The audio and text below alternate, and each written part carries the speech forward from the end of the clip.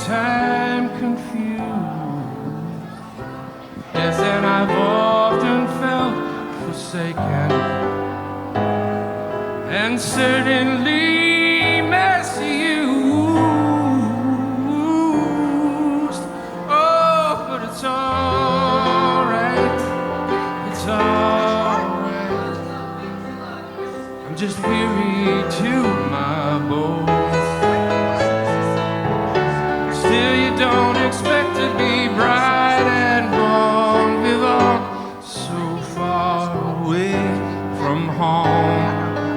So far away from home. And I don't know a soul who's not been battered. I don't have a friend who feels at ease. I don't know a dream that's not been shattered or driven to its knees. Oh, but it's all right. It's all right. We have lived so well, so long. Still, when I think of the road we're traveling on, I wonder what's gone wrong. I can't help it. I wonder what's Here we go. gone We're wrong. going right now.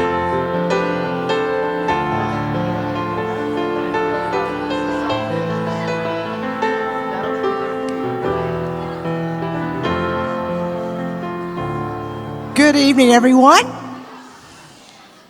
What a great crowd. Thank you so much for coming out tonight. I am standing over the air conditioner, so I'm going to be careful here. It does feel good, though. All right, I am Nancy Harris. I'm the mayor of Duluth, and so proud of our hometown. Thank you. It's a great place. And I know you are very proud that we moved this indoors. Yeah, it's the right thing to do, wasn't it? It's not even a thought. We had to do this. So thank you for taking the time to come out today. You know, I was running around today doing a lot of different errands, a lot of different sandwich shop and just a few different places, and everyone I ran into was a little bit somber today. And many people said, you know, today's 9/11. It's really on people's minds. And here we are 18 years later, still feeling emotional about that day. And because it changed our lives, and it changed the way we look at everything, and it changed the way we're working with world peace, and we've got the perfect speaker for that. But we've got some wonderful things planned, and here we are in Red Clay Music Foundry, and everyone always loves to hear just a bit from Eddie Owen. So Eddie, come out and give us a few announcements. Thanks, Mayor. Hey, folks, thank y'all so much for coming, and welcome to the Red Clay Music Foundry. If you've never been here before, a very special welcome to you. There's a couple of little strange things about this building I want to clue you in on. There are 2 restrooms in the lobby. They're unisex because there's 1 potty per room. Now, that's not a political, a social, or a religious statement. We don't care if y'all all go in together in that same room. But I promise you, there's only 1 potty per room. So you queue up in front of the bar and wait your turn and then go in there. Also, mentioning the bar, you're welcome to purchase anything you want out there and bring it in here if you'd like to, and it's okay. We'll clean up after you, just if you want to do that. If you're not really familiar with downtown Duluth, your car is safe where it is if you want to leave it for a couple of weeks. So if you go to the bar more than once and you want to just take that Uber or Lyft home, they'll pick you up right at the front door. And we encourage you to visit the bar, but we also encourage you to be responsible and don't drive if you've visited the bar a bunch. So now for you children in here, Mom and Daddy will explain that when you get home. So they have the way of doing that. Also, I want to mention that the Duluth Fine Arts League is having a benefit concert here with Mike Booth, which is going to be really cool on October the 6th. Did I get the date right? And tickets are for sale right out there at the ticket desk. Because I'm in that mode of like, I know this is a somber day, but I ain't never somber. So I'm talking about things that'll be fun, and we'll have a good time and celebrate, and glad we're all still alive to celebrate. So also, tomorrow night, there are 4 Irish boys from Tullamore that are going to be right here on the stage, and they're unbelievable. They're so critically acclaimed, I can't even begin to talk about it. They're called Jig Jam. Irish music right here tomorrow night. If you want to buy a ticket tonight before you leave, we'll give it to you for half price because we haven't sold many tickets. And these boys came all the way over from Ireland. And I'd love for y'all to come back and bring some folks with you. But if you want to buy them tickets tonight, half price tonight by seeing Will at the ticket desk. I am so honored to be a part of the city of Duluth. I love beautiful downtown Duluth. I love you guys for supporting all the things that the city does and the mayor does, and I'm just glad you're here. Thank you so much. We're glad Eddie's here, too. We love you, Eddie. All right, I'm going to tell you what's coming up because we've got 3 things coming up in a row. First of all, we have Kristen Edwards from Beebe Harris Elementary that has brought some of her choral group with her. So they'll be coming up in just a few minutes to do the national anthem. And then after this sing, we'll have the BSA Troop 420, which will be leading us in the Pledge of Allegiance. And then right after the pledge, Clyde Strickland, one of our friends, is going to lead us in the opening prayer. And then Kathy Fincher will come up. So that's going to be the order of the program to begin with. So let's start out with our chorus from Beebe Harris Elementary.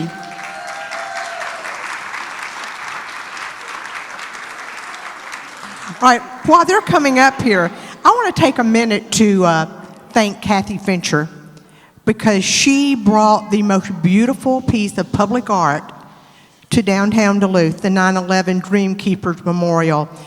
It is a beautiful piece of art, and we are so very proud of it, Kathy. People are there every day looking at it, making pictures with it. Children are talking to the children, singing to the children. My granddaughter puts a necklace or a lei on one of the children every time she comes up here. So it's a very interactive piece of art that has a very special meaning. And when Kathy was working on this and trying to make it become public art, she said, "This is my promise that we will never forget." So thank you, Kathy, for that. All right, the Beebe Harris Chorus. Come on out. We're ready, guys. She's here.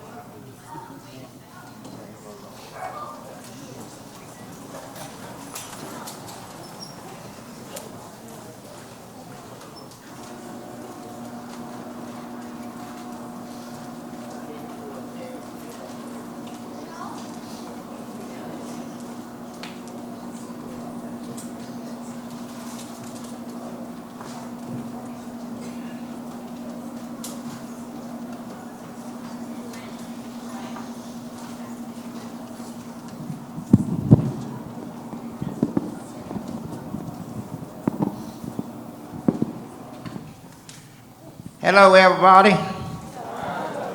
Welcome. It's a great honor to be standing here amongst all you patriots.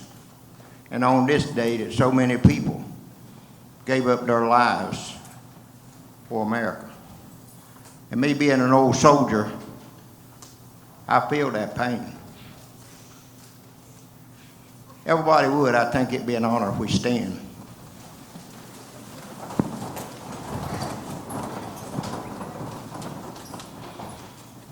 Let's pray. Almighty God, we just give you thanks for this day. Another day, Lord, that you didn't even promise us. And Lord, we thank you. We thank you for all the men and women that serve this country all over the world, that we can be here tonight, Lord, and lift you up.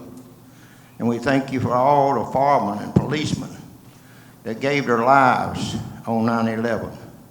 And we thank you for Kathy and all the people that have kept your name alive, Lord. Even the cross that came in her drawing when she made it, Lord, you were there. And Lord, we thank you for so many blessings that you bless us with each and every day. The air that we breathe, even the water that we drink that's so precious, Lord. And Lord, we just want to honor you, lift you up this day, that we will be one day, one nation under God, and bring you back to the forefronts of all of our schools and our neighborhoods and our colleges and our churches and our homes and our family, that we can live in peace and honor one another and honor you, Lord. On this day, we give you thanks. In your Son, Jesus' name, we pray. Amen.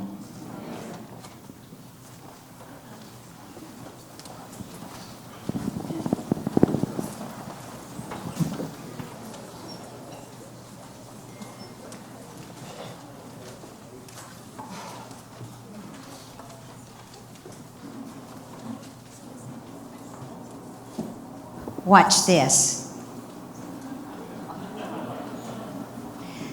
Yesterday I made a phone call. I said most of the people I know are too old to come outside, and I'm one of them. So how do you like being inside for this? I hope you will go and take a look and a peek at the monument. But in all honesty, this gives me an amazing opportunity to share with you the entire story of the Dreamkeepers with images. Now these have been pulled together. This is going to be a whirlwind. And they said, do you really have 135 slides for 30 minutes? I said, probably. So we shall see. Most of you know I came with the dirt in Duluth, born in Duluth, one of the Parsons family, and it was quite an experience back in the 50s.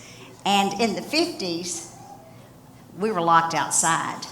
We called it playing outside, but we could do whatever we wanted as long as we showed up for meals. Do any of you remember that? So, it was a wonderful experience, and it really had a lot to do in shaping me. And you know, one of those experiences was I had horses. Rode our horse up to the Dutch Mill, rode all over town, but this is one of my favorite pictures. Now, I'm the nerd on the right. Who do you think is the cute little thing on the left? Our mayor. Now, what if you had told me then, hey, this little thing to your left is going to be your mayor? And what if I'd told her, well, I'm going to be an artist? We would have both, neither one of us believed it. When I was in the 10th grade, my parents decided I needed to be refined and cultured, and so I went to Burnell Academy. And I was miserable and did not feel comfortable there because I was not a girly girl. I was used to playing outside with all of the neighborhood boys and HI and throwing balls. I had 4 brothers, no sisters. We built tree houses, swam horses, you name it. But there was this one girl, and she had a picture on her dresser with a horse, and her name was Jenny. Jenny had 3 brothers and a mother who was a famous artist. And she also lived in Gainesville where the school was. So her mother taught the classics, and as soon as she met me, she roped me into being a student of classical art studies. So from the 10th grade, 11th grade, 12th grade, first year of college, second year of college, I studied in the studio, not knowing at the time how blessed I was to study under a woman who was from Gainesville, Georgia, and studied at the Louvre in Paris. That's not really what I was interested in. I was interested in what Jenny and her brothers offered. I had never met anybody in my life who had been snow skiing back in the 70s. I'd never even heard of it hardly, but we went snow skiing. And I became so obsessed with it. In college, I became a ski instructor and also a freestyle skier and started the first freestyle school in the Southeast. That was in the summertime. That was in the wintertime. In the summertime, we had Lake Lanier. Oh, by the way, then I became a flight attendant with Delta Airlines and raced for Delta all over the world. So snow skiing is what I was called to do. Do y'all remember Lanier Islands? Do you remember they had a ski show there? Well, we were all there. Almost all of the Parsons children skied in that ski show. That's where they taught us to do skiing. From there, went on and skied for Tommy Bartlett's and skied all over the world in ski shows. This is in the China Sea. Then after I became a flight attendant with Delta Airlines and moved to Miami, I met a woman and started skiing with her, started competing in women's trick skiing. She was in her 40s, and I thought, well, she's so old, if she can do this stuff, so can I. So I learned everything she could do. Then we decided we wanted to be in a tournament. So we got a video of this girl doing this particular trick. It's called a reverse toe back. It's over there on the right. And we said, I bet if we learned this trick, we could ski in a tournament. She said, yeah, I bet we could. So it took a while, but finally learned that trick, just so I could ski in a tournament, because I knew kids that skied in tournaments. So I thought, well, then this has got to be easy to do. I go to my first tournament. The 40-year-old maid that I skied with had enough points tricking to be a national champion. This trick was only done by one person in the world. And here I show up at a ski tournament doing this trick because I'm so ignorant I didn't realize. Does that not tell you a lot about the human mind? This is our family portrait. Everybody in this picture is a relative. Now, I'm showing you all this because I want you to know that you may do something in your life one day, and the things you're doing when you're younger have nothing to do with it, or seemingly nothing to do with it. But what you learn is to try to be the best that you can at what is in front of you. So, I have no idea what picture's coming up. Okay. So, I got married in my 30s. I did not want children. God has a sense of humor. I got pregnant on my honeymoon. So, I had a struggle with staying home and being a mom, but I finally realized after a Bible study that's what I was called to do. So that gave my mother, Margaret Andrews, and my aunt, Ann Odom, the ability to say, paint with us. Come paint with us. Now you're home, you're not skiing, you're not trying to be a world champion. Paint with us. And so I did, and we called ourselves the Parsons Painters. And we did the Duluth Fall Festival with our art. And I explored. But a man came to town and did a medium called pastels. And for the first time, it was not the classical art with all the disciplines. I got to just make it up and use any color I wanted. And so I felt like I was set free. And I fell in love with painting in this medium and being able to just express myself with the freedom of it. As time went on, I started entering figures into my work. And of course, I've loved wildlife. So I was having fun doing all of this.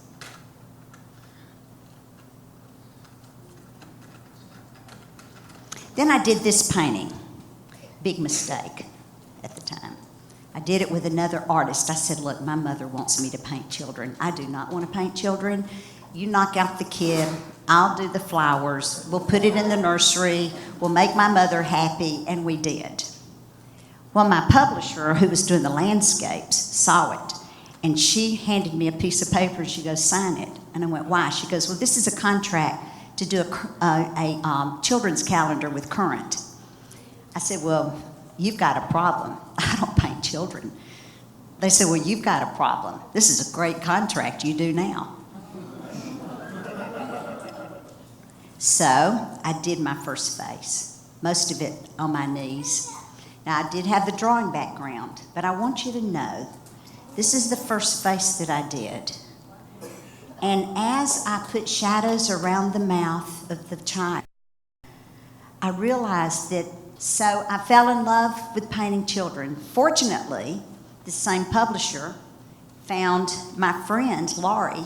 She did 6 paintings, I did 6 paintings. So I didn't have to do 12 children's paintings. But 2 years later, they granted me the entire calendar. 10 years. Now it's the figurines that go with it. Then I did a Mama Says Nativity, and every Lael grandson and one granddaughter were my models for this. I only had to go to one grandmother to get all my models. And they were my neighbor. She was not a real happy model at first, but can you see the Laels laying on the ground around her and, to get her attention? She's the angel, and she wore a black turtleneck and cowboy boots. So I left them in the figurine. Then I met a company called Big Sky Carvers. This also led to 3D art. So I did paintings of horses and children, which was new. They didn't have the face of a child interacting with a horse. So in these paintings, this is called The Retirement Gift, Love at First Sight. Whoa. I could not get that kid to look scared, so we just reversed it. During the photo shoot, look what happened. The kid I was taking here pretending he was on a horse, and the horse picked him up. Can you see that?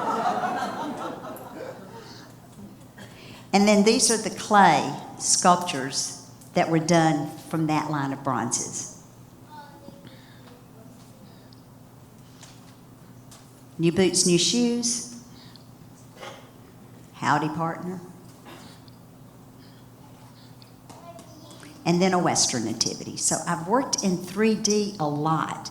Can you imagine critiquing a face that's an inch high and working on the nose and the ears and getting it just perfect? It's an inch high. So I did a painting called Here's the Church, Here's the Steeple, which you saw. And I was excited because now I'm picked up by what I believe was America's finest publishing company called Somerset House Publishing. We were to unveil this painting at the World Congress Center. And I was so excited because this was big time. But do you know what happened? 9/11 happened. The World Congress Center did not open. No one saw this painting. And just like all of you, I was traumatized. I know where I was and what I was doing, and I'm sure every single one of you in this room, you do as well. Just to speak ahead, that painting did, that limited edition sold out the first year, by the way, just from word of mouth. So it did end up being a good story. But back to 9/11. At first, I didn't really have the desire to paint or do anything. Did you? I couldn't understand who attacked us or why. I couldn't understand what it was about us they didn't like. And then I realized if I was going to be the modern-day feminine Rockwell, what would Norman Rockwell do? He would find some way to find comfort in it for us and help us better understand it. So I stared for 3 days, and finally I drew these 2 things. I said, I believe faith and freedom are the 2 pillars that hold us up. Now how can I make this art? So the rectangle for the flag, the cross for faith. Now see if you can find these 2 things in the artwork.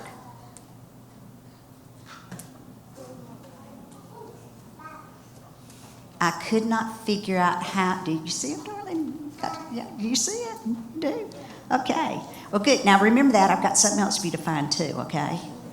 All right.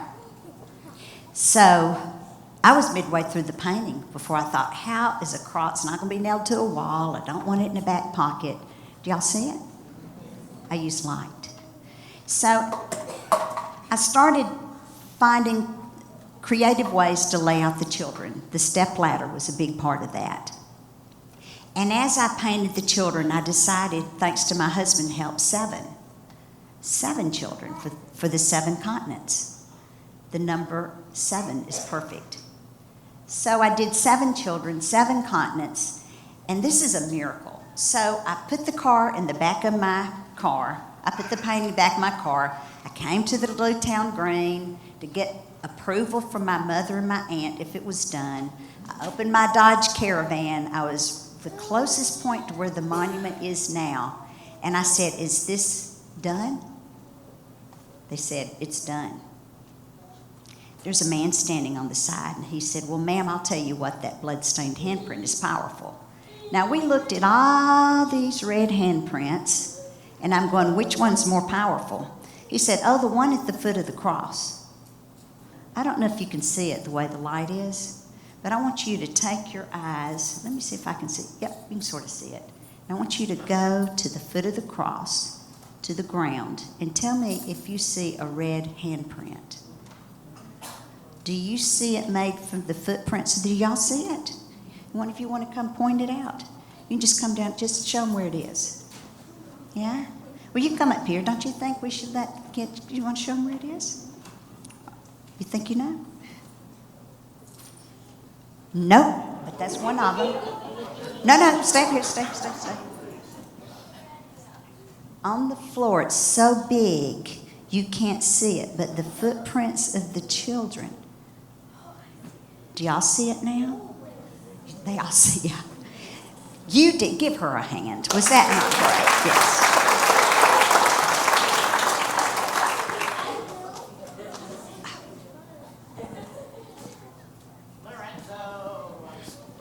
Okay. So do y'all see it? Do you know how hard it is to get the proportions of a hand right? So I woke up in the middle of the night and I realized that this was not a painting that I was meant to keep or to sell. I just said, Jeff, this is meant to go to the White House. Like, pass the salt. He goes, you're right. Fast forward, years later, we get a phone call. The president was wanting to know if you wanted this to be a gift to Laura Bush and him, or you want it to be a gift to the White House collection? Now, as an artist, it's more prestigious to be a part of the White House collection. But I felt like, because it was during the time he was president, and because of Laura Bush's love for children, I felt like the original should go to them personally. And he said, well, good. Well, can you be in the Oval Office on Friday morning? Let me check my schedule. Hung up. Now, who did I call?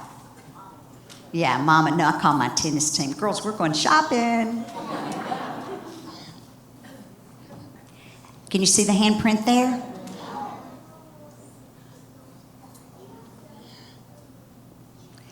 This figure appeared years later. I saw it. Do you see a woman praying with a veil over her head?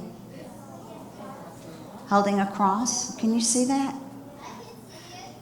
You can? Stand up. Who are you? You can see it. Let's give this young man a hand. Wow. I'm impressed with all of you. What a trip to the Oval Office. So I want you to notice how the rug matches it. I asked President Bush, I said, do you see the cross? Do you see this? Do you see that? And he goes, you know what? He said, that cross is made from light and darkness coming together. He said, that's what 9/11 was all about. An amazing trip. Notice how it matches the rug. He said, we designed this rug with the rays of light going out, and that's what caught me about your painting.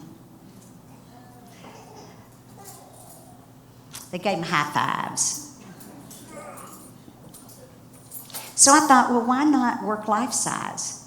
So I was asked by Emily Brantley, Judge Brantley, if I would do a sculpture of bronze of her child. So this piece is called Believe, and it is at Gwinnett Medical Center. So if you walk in the front entrance of Gwinnett Medical Center, on the left, right by Clyde, by you and Sandra's, the chapel that y'all donated, right in front of it is this. From a little girl, 18 years old, who never knew what it was like to smile or talk or walk or sit up. She was completely dependent on life support for 18 years. And her mother had a dream and saw her with wings after it. So when I had the idea, why not make the Dream Keepers a life-size bronze? Mayor Harris was huge in helping this happen. And so I met Marty Dahl of Cherry Line Studio, and he hired him to do the sculpture with me. So we first took the art and we cut out the children. This was the first idea, that there would be the metal. This was the second idea, that it would be like a ruin with them painting on it. Now, if any of you like these ideas better than the one we did, we're in trouble, Nancy. So we made the maquettes first, without the wall, just made the maquettes. Can you see them in there? Yeah. Good. So when the sculptor cut out the back, he just cut it out to kind of get an idea of how big the flag painting would be. But when he walked around to the back of this is what he saw. And he goes, you've got to see through this. What can we do? And he had the idea of making it glass. This, at the time, was the largest patriotic monument in America. It has 7 children. So I said, we're going to add one more. We need a narrator. So this cute little thing is the mayor's granddaughter. This is Charlotte. So not only did I add an extra child, but I topped it off with a dog. So now we have a child and a dog more. This is Sparky. Mary Buck donated Sparky. The largest monument that I could find of children is this World War II piece. And I just wanted to show it to you because it is moving. And it shows you what a piece of art can do to grab the soul. Can you imagine? These are the lost children. First thing you do is you get models and you do photo shoots. That's what we did.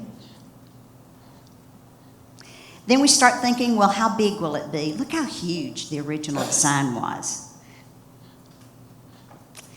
And when we started the clay, the Duluth Fine Arts League came, and we celebrated the launch of it. And this is the way it starts, with a piece of metal, and you can see different levels of its beginning. Then we tried to do them all together so they would be the same size, but it didn't really end up working out that way. So when I went to see the first one, the sculptor said, how do you like this? And I looked at it and I said, would you humor me and just let me apply the things of my 13 years working with inch faces? Can we just do a couple of things to it? So we did. And do you see the face on the right? We softened the faces so that they looked young and youthful. And Marty and I became a team. And the next time I showed up, he handed me the clay. Sometimes we worked with a live model. And this is the one that I focused on. You can see how it started. She's the centerpiece. And the entire time we're working, they have to stay wet. So they're always wet rags and plastic wrapped around them. When it's time to do the detail, you let it dry out. Then it goes to a mold when it's done. The mold is done there. And you discard the clay. You're done. And the mold went to Utah. And in Utah, the foundry, they turned it into bronze. Now, let me tell you, they said, do you want to come see your bronze? We just got it out. I didn't expect it to be gold and silver, would you? That's bronze. Oxidation turns it black. So we worked on the different finishes, and my friend Kathy Booth went with me, and we scrubbed and scrubbed until we got it to the way we wanted it. We made some mistakes. We did these most beautiful colors, and then we were told no color. So I took out my paintbrush and I painted parts of it. So I painted, as you can see, certain pieces of it. The wall was built first. The wall was built of the old Parsons brick, representing 2 towers too. The glass flag, hardest piece of art I've ever done in my life. Now think about it, a flag's a rectangle with 3 colors. Hardest piece of art I've ever done because it's suspended in the air. So I started studying brush strokes. What does a brush stroke do on glass? What does it look like? I decided I would design a flag that would look like glass. So I experimented on glass. And with the camera, I captured every stroke. And I created the flag from all the strokes that I put on the glass.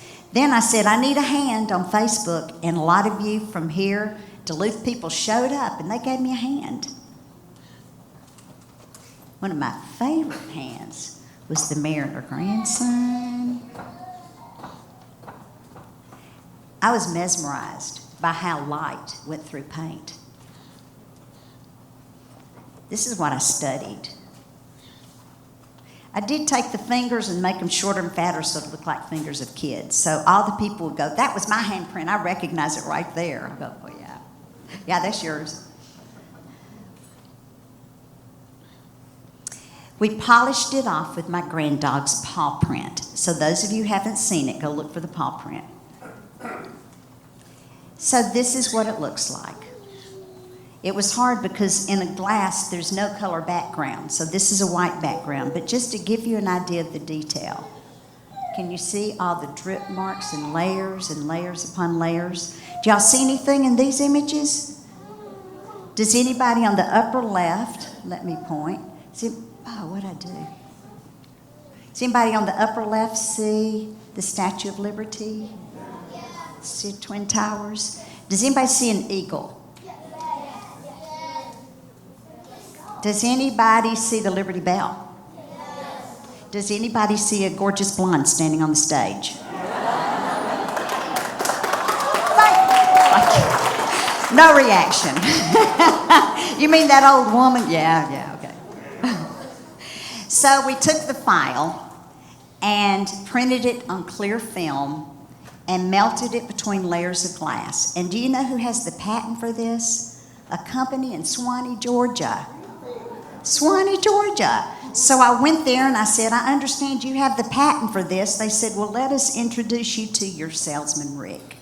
I said, okay. Rick walked in. He goes, this is Rick. And I looked at him. I went, Leroy? We said, Rick. I said, Leroy? They said, oh, no. That's Leroy the clown. He skied with us at Callaway Gardens. He was a great clown, and he was my ski partner.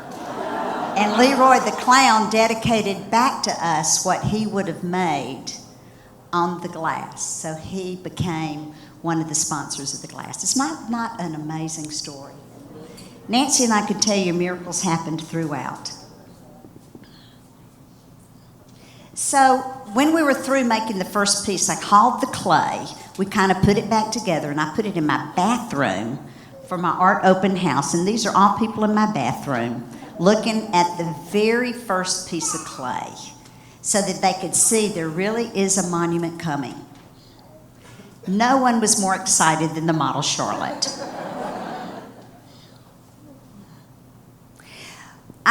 It's going to cost hundreds of dollars to cover them, so for $1 each, this is how we covered them before the unveiling. The unveiling ceremony was a wonderful experience. The governor, leaders, our community came together. The parade of children that was supposed to last 30 minutes, they ran down the hill and it was over in 3 minutes. We had horses. That's because of Nancy and I. Y'all recognize any of these kids? All right, there you go. And the monument was unveiled. That's what it looked like that night. While we were lifting up a curtain up in New York City, they were raising a flag to Duluth, Georgia, and to this monument at Ground Zero. Then Moses Gomez from the New York Port Authority came to Duluth and brought us that flag and gave it to our Duluth first responders. Is that not amazing? You're talking about people that enjoy it. I think maybe one of my favorites is my cousin Rebecca, who has sight impairment. And her sight impairment friend came to visit, and they were able to feel the faces of the children.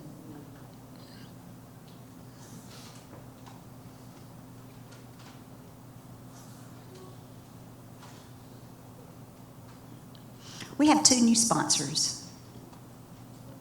Do y'all recognize who this is? Bud Knox and his family, Judy's here tonight, adopted one of the last children. And he wanted to honor the Masons for all they do for children. We have another one. I bet a lot of you know Mark Williams. And Mark Williams wanted to honor an organization, Connection Homes, that helps children that are foster children. All of these sponsors, if you are a sponsor and you're here tonight, would you please stand up, please? Catherine, you can stand up for the Duluth Fall Festival. Lucille Walker, first one to buy a child, because she gets to look from her balcony. Judy, you're here. You know, this is not a taxpayer dollar thing. This is an act of love from this community. And I especially want to thank the Duluth Fine Arts League. And a lot of you are here from this organization has done so much to make Duluth beautiful. And they took and hosted the entire project. I'm so grateful to them. People go, oh, I wish I could have been a part of this. Well, in the original design, Nancy and I actually had 2 more children that would be hugging the sign and peeking at you while you read about it. That way you have children going across the entire thing. So if you decide that maybe you want to be a sponsor, this is a potential idea we have.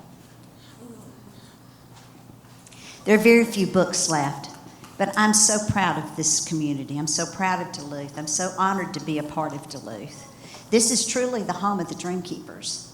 It really is. All of you here tonight being here for a 9/11 event, you're a dream keeper. It's not if, dan, or buts about it. You're a dream keeper. And I'm so proud that you are.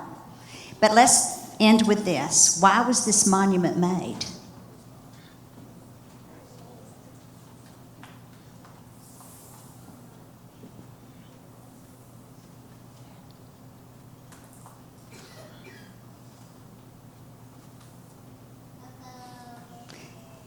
May God bless all the hands and hearts that keep our American dream alive. Thank you.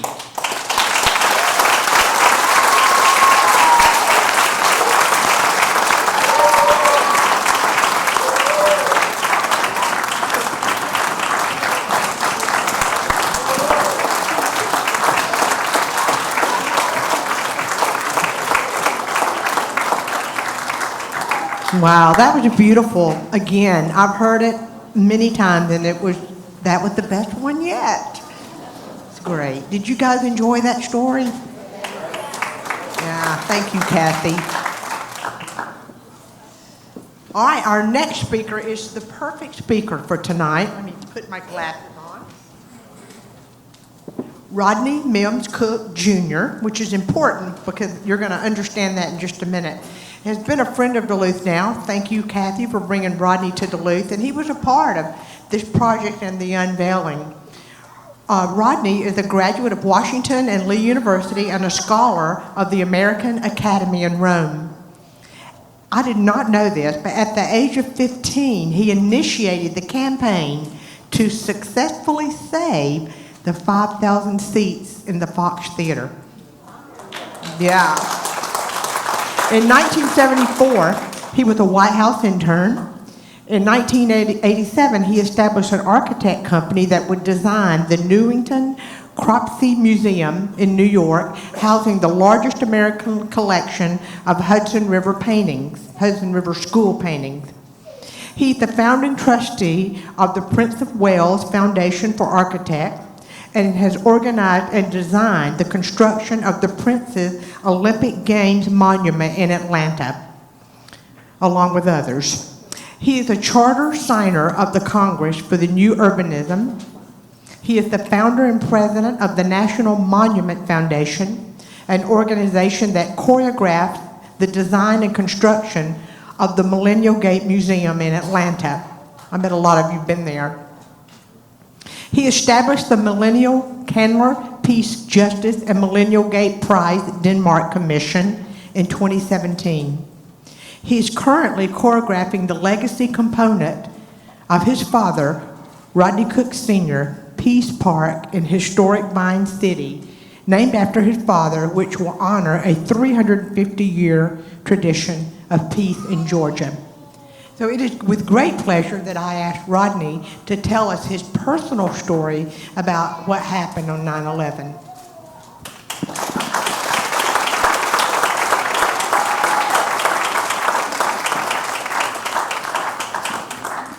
Can you turn the lights down? This is about the story we're here for, 9/11, not me.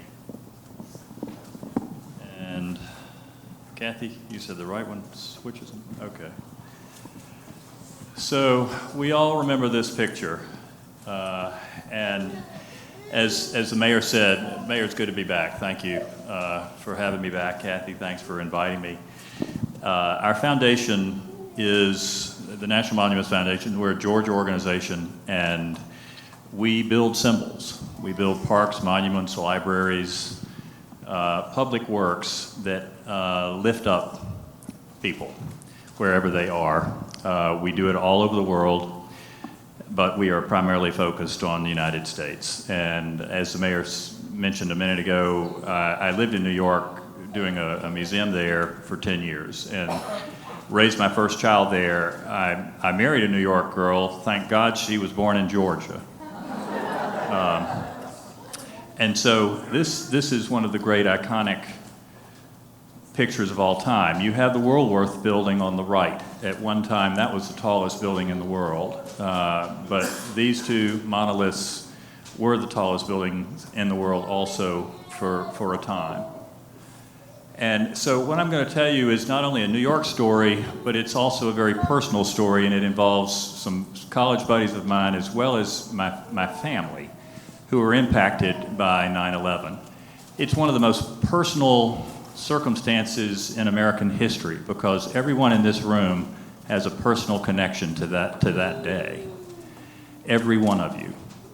And one of the things that I find interesting is that the people who attacked us thought that it would tear us apart. And one of the things that it did was it brought us together unlike we have ever been joined in about 250 years.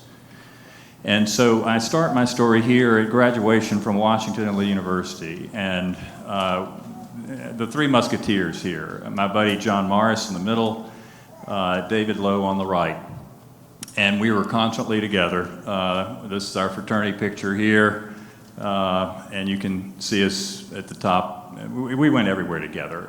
My buddy David, down here on the right, he told us all that he was going to be an astronaut. Well, we laughed him out of the room because he was at Washington and Lee, not a place that you typically go off to outer space from a liberal arts college in Virginia. But he up and surprised us all and ended up after WNL, he was at Rensselaer, then he was at Stanford, then he was at JPL, and then back to Stanford. And he blasts off into outer space. And he goes there a lot. And you can see from his first launch at the bottom, this is my New York child. And she is 3 months old. And it was a big reunion of all of our college pals. down there at Cape Kennedy, and we were laughing so hard and having such a good time after the launch. You see, it's a morning launch. And this child, typically you don't have babies that will burst out laughing, but she did because she was so amused with us all. You can see, I'll see if I have a little more luck at this, Kathy, than you did. This says Washington and Lee University right here. This is Earth, by the way. This is Earth outside his window. And then this is Johnson Space Center when David had us down to see how he was being trained.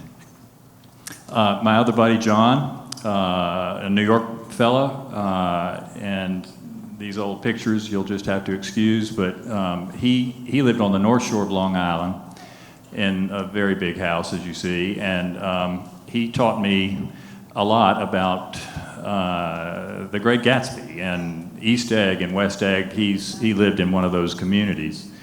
He was a great sailor. His brother was a great sailor. His long line of family sailors up there, and I really learned New York more intimately through my buddy John. And they were both in my wedding, seen here at St. Philip's Cathedral in Atlanta, where the very Reverend Sam Candler officiated.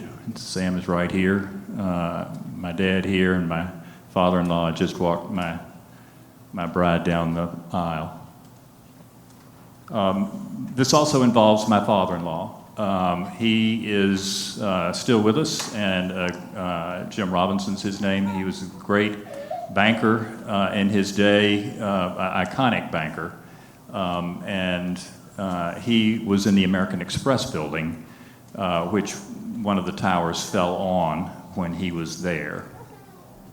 And having come up with him one time in a horrible storm, leaving from Atlanta to Teterboro, and we were just buffered and bracketed and spun around the entire time from Atlanta to New York. And I was a mess. I didn't like flying back then. Kathy, I met on a Delta Airlines plane one time, and she knew how terrified I was of flying. It's one of the reasons we got to be friends. And we land, we're late because of the storm. And when my father-in-law at that time would get out of a plane, he would have helicopters or cars waiting for him to take him into town, depending on how late he was and what way he wanted to get in town. And I said, please God, choose the cars. And he did not. He chose the helicopter. And up we go in more rain and storm, and he says, you look like you need a drink. And I said, yes, I probably do. And he produced one. And roughly about the George Washington Bridge, we broke out of this awful weather, and the most magnificent city in the world presented herself to me. And we go straight down the Hudson River, where years later, 10 years later, I would design a beautiful museum. And we bank around the south side of the city, much looking like you see here. And it was so magnificent. It was something out of the Bible. I could not explain to you just how this was. And you have every few hundred years the true global city. And America possesses that now. And New York is that city. And then this happens to her. And one of the things that really was upsetting to me, luckily I was here, and my wife was here because we were living there then, and so I could be with her. And I'm sure many of you guys immediately hearing this went to your wives wherever you could. And my buddy John worked at Merrill Lynch, and so most of the people from Merrill Lynch were killed. And you see the results. We know all of these images, and this horrible image of people who could not bear the heat, and 110 floors of fall was better. And then the building collapsed on the American Express building, the second tower. And you can see the gashes here on the lower right.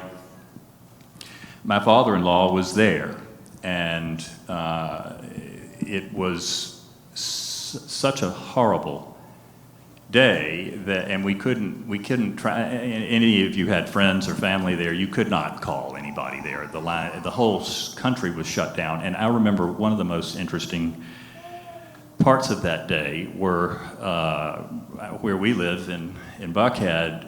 We kind of, you hear airplanes over our flight patterns. You just hear them. And the president shut down all the aircraft, and we couldn't sleep because we couldn't hear the air traffic.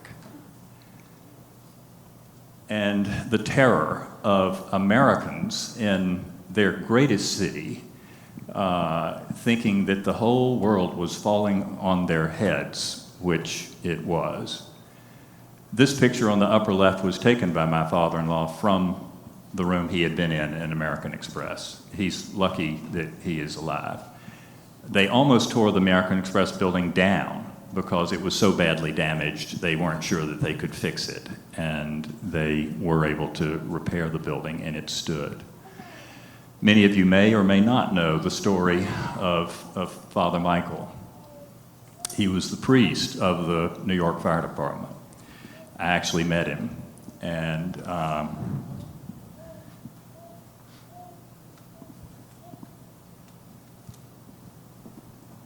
you see him upper left, and he was in the first tower that collapsed with his men, and the horror of hearing the building coming down around them. Of course, those big lobbies, that particular building, the men that were with him, they survived it, and he would have survived it, but he was so horrified and terrified, he had a heart attack. And so they brought him to Old St. Paul's Chapel, the church on the bottom. And this was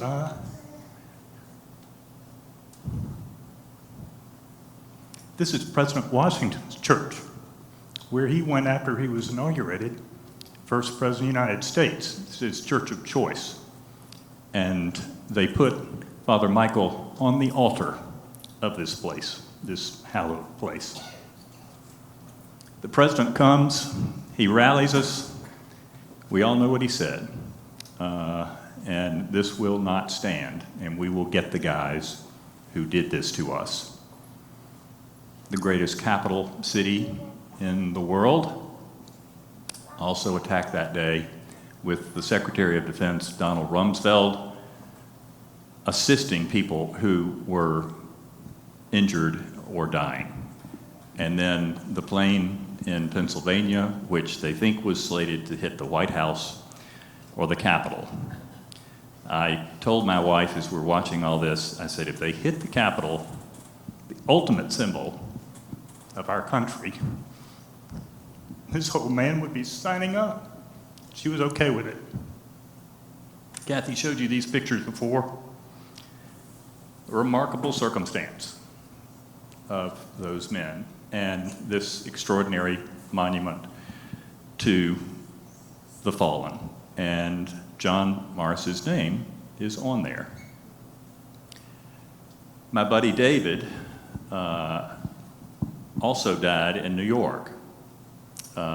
Because of his space exploration, he was very smart and was sent into space many times, and he was up there at length. And all of these guys know that you're subject to radiation that could give you cancer.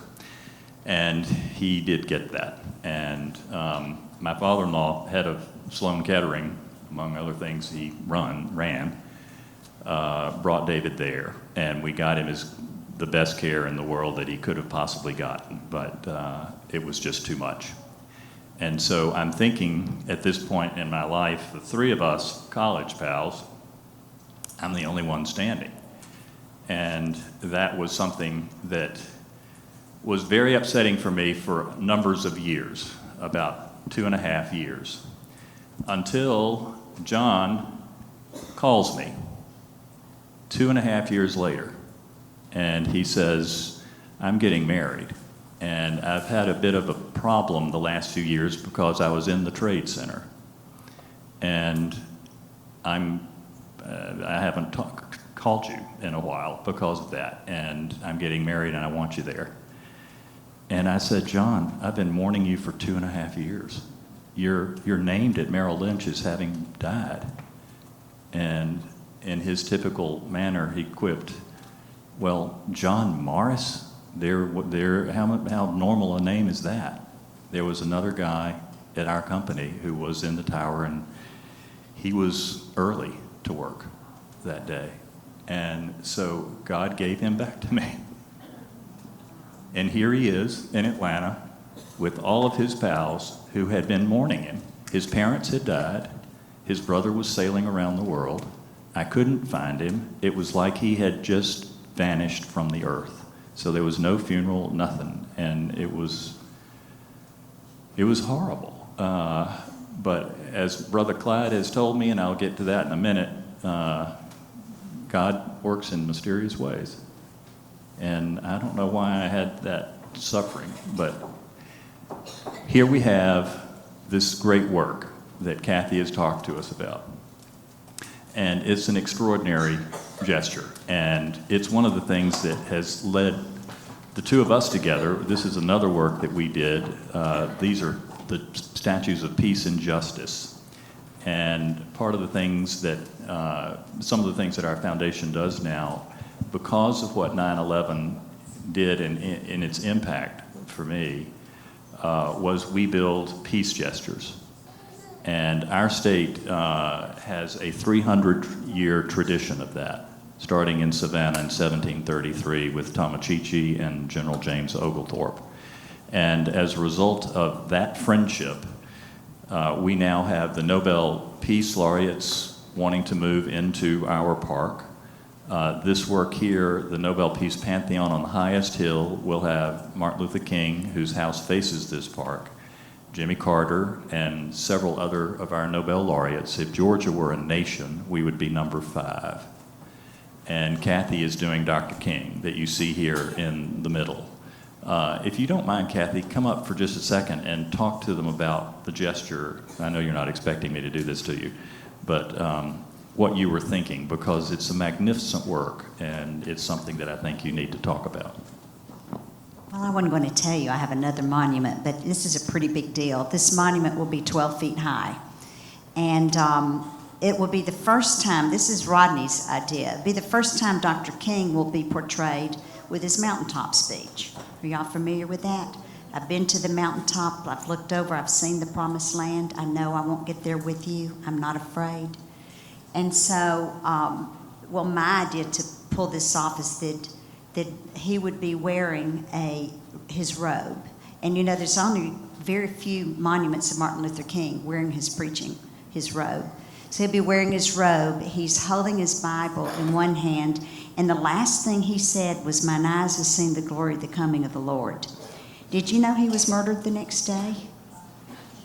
Moses was allowed to go to the mountaintop, see the promised land, but because of his sin, he was not allowed to go into the promised land. So Martin Luther King, very similar experience. So we are putting him on a rock from Stone Mountain because he said in his I Have a Dream speech, "Let freedom ring from Stone Mountain." So there'll probably be a lot of who knows about this, but anyway, this is the picture that you see there is a very similar gesture to the one that we'll be sculpting. Thank you. This is the plan of the park with the statues of people who will be honored in it. It's a 20-acre site adjacent to the Georgia World Congress Center. The statue of Chief Tomochichi on top, which is about 20 feet tall. You'll be able to take an elevator all the way up there, and there will be a museum of Georgia history and peacemakers in the base of it. And so Brother Clyde sent this to me this morning. God is our refuge and strength, always ready to help in times of trouble. Happy moments, praise God. Difficult moments, seek God. Quiet moments, worship God. Painful moments, trust God. Every moment, thank God. Include God in every moment in your life today. He does the same for you. Thanks for having me back, Mayor.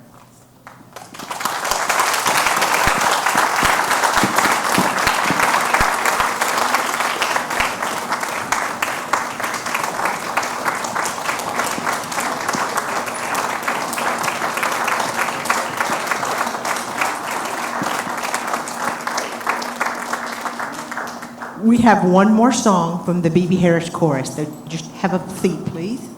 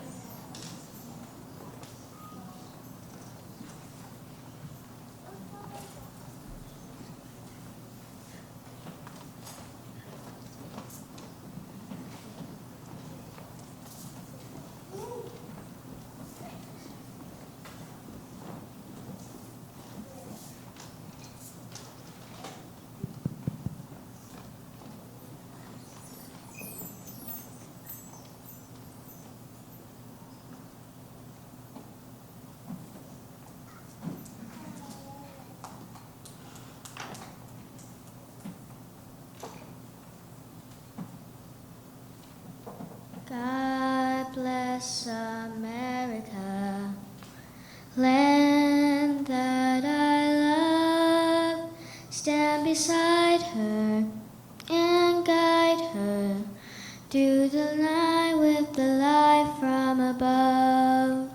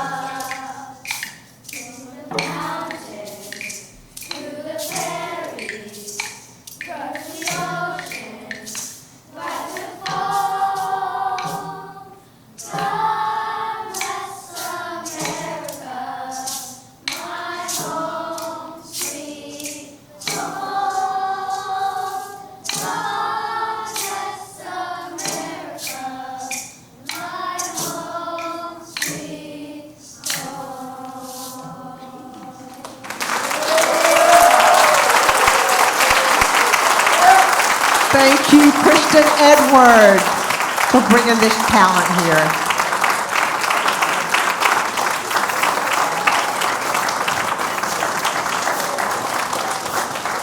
So thank you, everyone, for coming. I know that it was a moving hour for you. It was for me. Rodney, thank you so much for sharing that personal story. It's very special. Kathy, thank you for being our hometown girl and bringing your talents here.